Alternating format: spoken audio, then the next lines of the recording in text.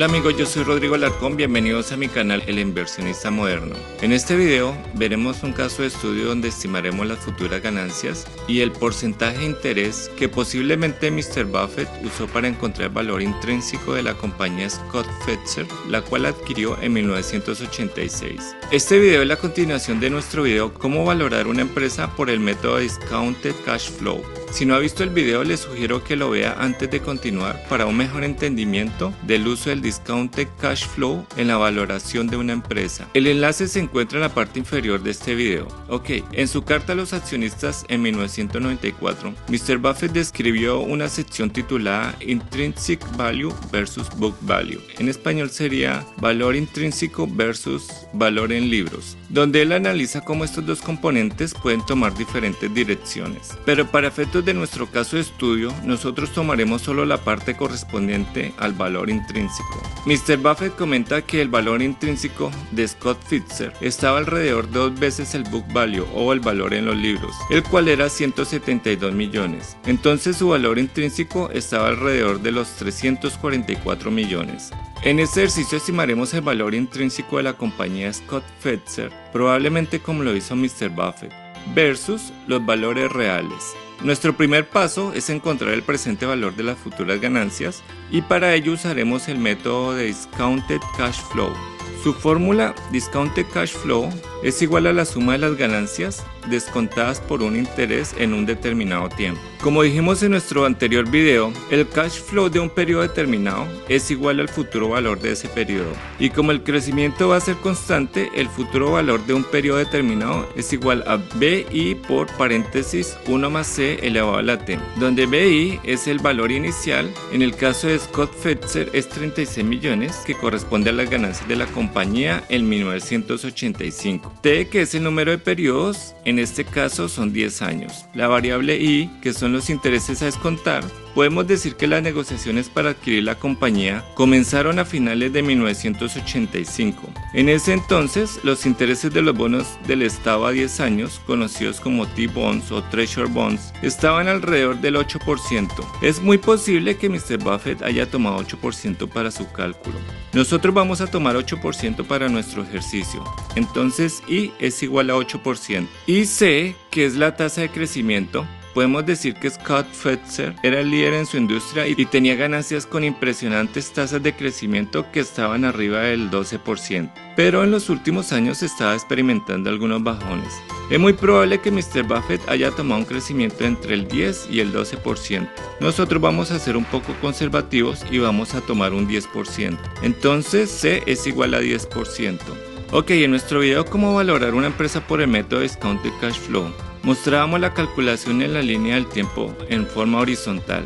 En este video lo haremos en forma vertical para una mejor visualización cuando comparemos lo estimado versus lo real. La fórmula sería la siguiente. Ahora vamos a dividir el tablero en dos segmentos donde tendremos los valores estimados versus los valores reales. Empecemos estimando el futuro valor de la inversión. Como dijimos, el número de periodos o años es 10, el valor inicial es 36 millones y el crecimiento es del 10%.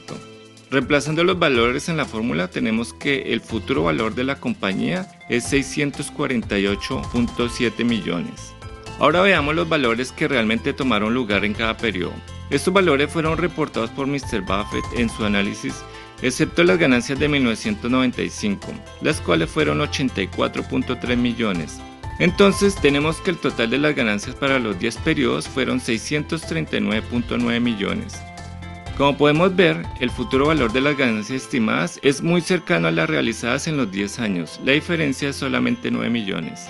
Ahora veamos la segunda parte de la fórmula, la parte del denominador. Como dijimos, vamos a tomar un 8% como el interés a descontar de las ganancias. Haciendo la calculación encontramos que el presente valor de la empresa es 300.5 millones.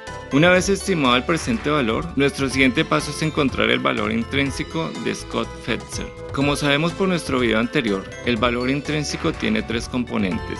El primer componente corresponde a las inversiones que tenga la empresa en acciones, bonos y cash equivalentes. En el caso de Scott Fetzer es 3.5 millones. El segundo componente corresponde a las ganancias de las operaciones. Estas son 36 millones. Y el tercer componente, que es el presente valor de las futuras ganancias, y en este caso son 300.5 millones. Entonces tenemos que el valor intrínseco de Scott Fetzer en 1986 era de 340 millones. Como vemos, nuestro valor intrínseco es muy parecido a los 344 millones calculados por Mr. Buffett. Como dice Warren Buffett, es mejor estar aproximadamente correcto que exactamente equivocado.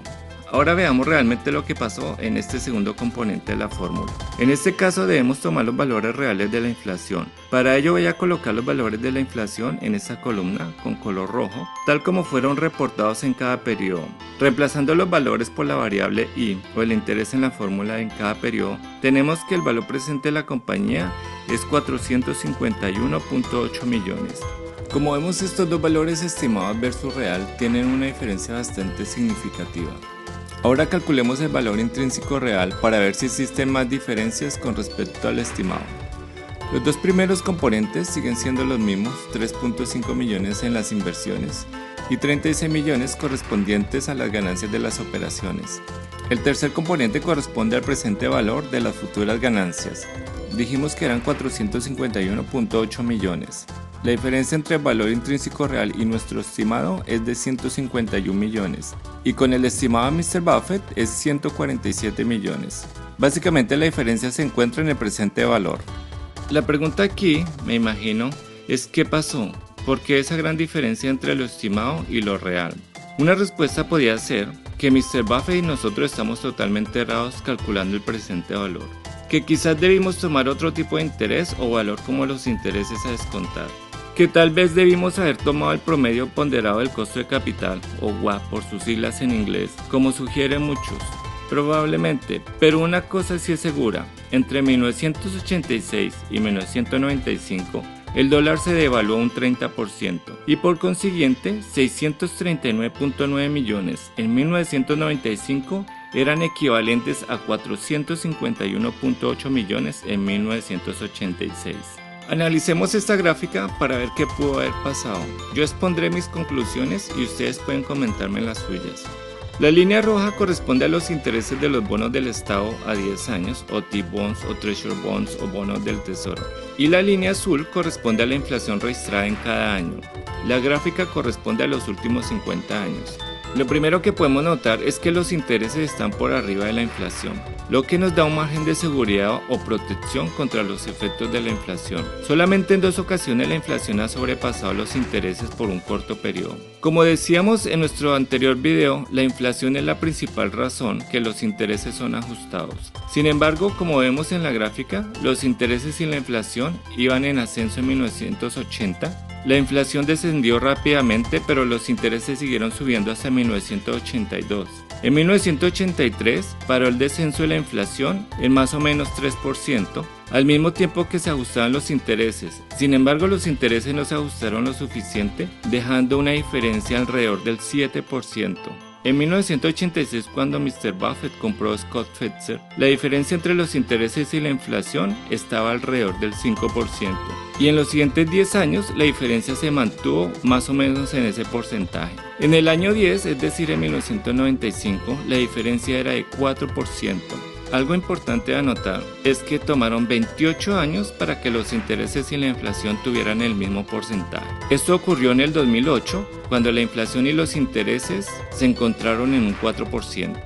Mi conclusión, tomando los intereses de los T-Bonds o bonos del Estado a 10 años, es más conservativo que tratar de calcular cuál va a ser la inflación en los próximos 10 años. Algo puede pasar y un inversor puede perder mucho dinero. Como vimos en la gráfica, históricamente el porcentaje de los intereses es más grande que el porcentaje de la inflación. Eso hace que la valoración o el valor intrínseco de una inversión sea menor. Diciéndolo de otro modo, hace que un inversionista compre por menos. Eso fue exactamente lo que pasó con la compra de Scott Fetzer. Como beneficio, un inversionista puede llegar a ahorrar millones de dólares. En el caso de Mr. Buffett, por ejemplo, valoró la compañía por 344 millones y al final la compró por 315 millones. 176 millones menos de su valor real. En mi concepto, eso pasó gracias a las políticas monetarias que en esos 10 años jugaron a favor de Mr. Buffett. En un próximo video estimaremos el valor intrínseco de Berkshire Hathaway, la empresa que controla Warren Buffett. Por favor no olviden suscribirse a mi canal para recibir información de nuevos videos. Que tengan un buen día y nos vemos en un próximo video. Gracias.